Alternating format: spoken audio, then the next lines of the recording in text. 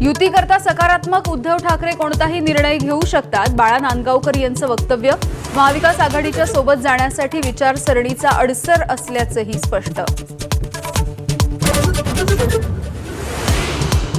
हैदराबाद गॅझेटियरच्या अंमलबजावणीला मान्यता देणाऱ्या जीआरला आव्हान. 2 जनहित याचिका मुंबई हायकोर्टामध्ये दाखल. जीआर रद्द करण्याची मागणी.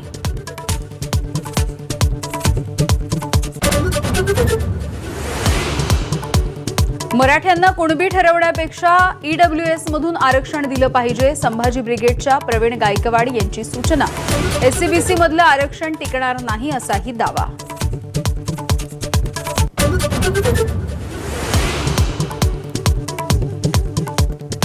मराठा आंदोलनानंतर आता ओबीसी समाजाचा सुद्धा लवकरच मुंबईमध्ये महामोर्चा. 8 किंवा 9 ऑक्टोबरला मुंबईमध्ये ओबीसींचा मोर्चा होण्याची शक्यता.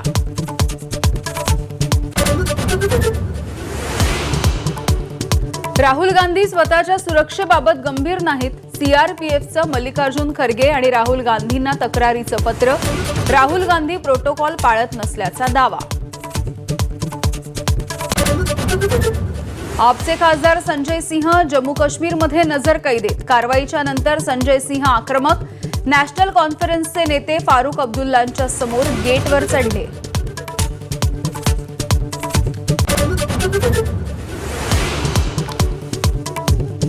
आशिया कपमधील भारत पाकिस्तान सामन्याला ठाकरेंच्या शिवसेनेचा कडाडून विरोध. 14 सप्टेंबरला महिला आघाडी रस्त्यावर उतरून करणार आंदोलन. राज्यातील हजारो घरांमधून पंतप्रधान मोदींना पाठवणार सिंदूर.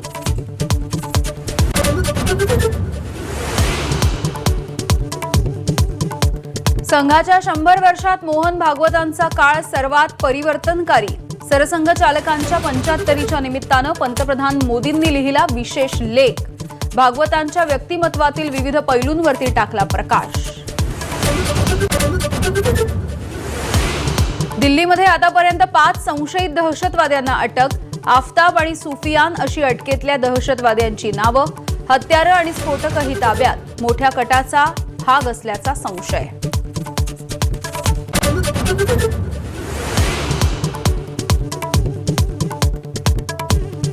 सोलापुरामध्ये ढगफुटी सदृश पावसाचा कहर. 24 तासांमध्ये 118 मिलीमीटर पावसाची नोंद. घरांमध्ये पाणीच पाणी.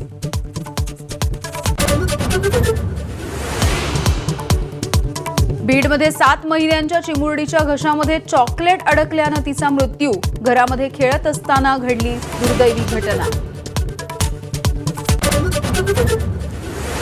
सुशीला कार्कींच्या नावाला विरोध झाल्याच्या नंतर आता कुलमान गिसिंग यांचं नाव नेपाळच्या पंतप्रधान पदासाठी चर्चेत.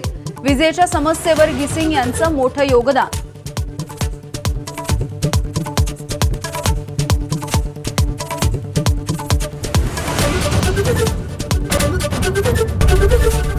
एबीपी माझा, उघडा डोळे बघा नीट.